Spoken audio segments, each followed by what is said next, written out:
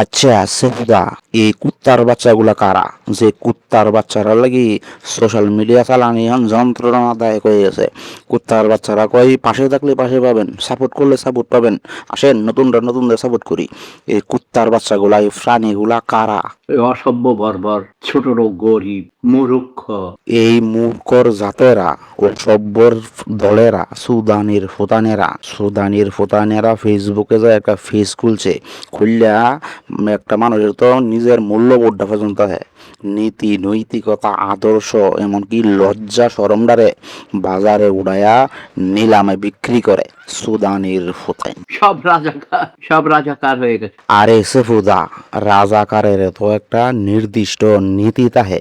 এই কুত্তার বাচ্চারার কোনো নীতি বলতে নাই। ফেসবুকটার মধ্যে টিকটকটার মধ্যে ঢুকলে বোঝা যায় সুদানির ফুতাইনেরা মানুষ। এখন আমি একটা জিনিস লক্ষ্য করেছি বেশ কিছুদিন থেকে, জিনিসটা কি? আমার গবেষণার ফল। কি নিয়ে গবেষণা করলেন? আশা করি আপনারা সবাই আমার সাথে সহমত পোষণ করবেন। সেফুদা, আমি আপনার সাথে একমত, শুধু ধর্মীয় বিষয়টা বাদ দিয়া। 1971 সালের যে মহান মুক্তিযুদ্ধ, সেফুদা, মুক্তিযুদ্ধ নিয়ে আপনার আবার কি হইল? সেই মহান মুক্তিযুদ্ধ মূলত বাংলাদেশের মানুষ চায় না। সেফুদা, আমি মূর্খ মানুষ, এই বিষয়ে আমি জানি না, তবে বাঙালি কি এখন মুক্ত?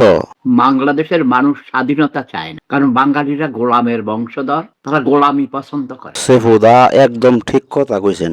নাইলে স্বাধীনতার 55 বছর পরেও দুনিয়াতে আর এরকম একটা জাতি নাই যারা স্বাধীন হওয়ার 55 বছর পরেও পাওয়ের নোংরা জুতাটা মসজিদে তুলে চোরের বয়ে। তারা লাত্তি উষ্টা জুতার বাড়ি এবং পদলেহন চাটুকারিতা পছন্দ করে।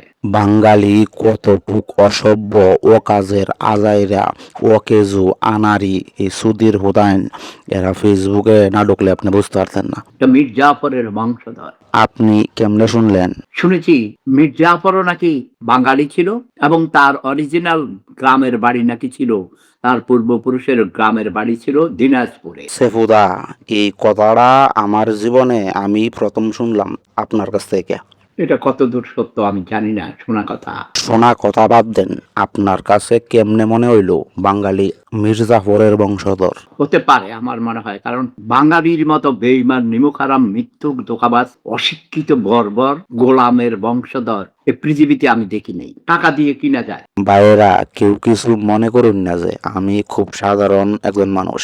আমিও ভিডিও বানাই, মজার চলে। স্বাধীন হয়েছি আমরা কত বছর? 54 বছর। স্বাধীনতা আমার কাছে এখন কোনো ভ্যালু নেই। আমার জীবন লিয়ে এরকম একটা বিভ্রান্তি, ভোগান্তির মধ্যে, অশান্তির মধ্যে, যন্ত্রণার মধ্যে, পরাজয়, ব্যর্থতা, নির্লজ্জ, বেহায়ানা, এতান সবের মধ্যে জীবনটা উপভোগ করতেছি।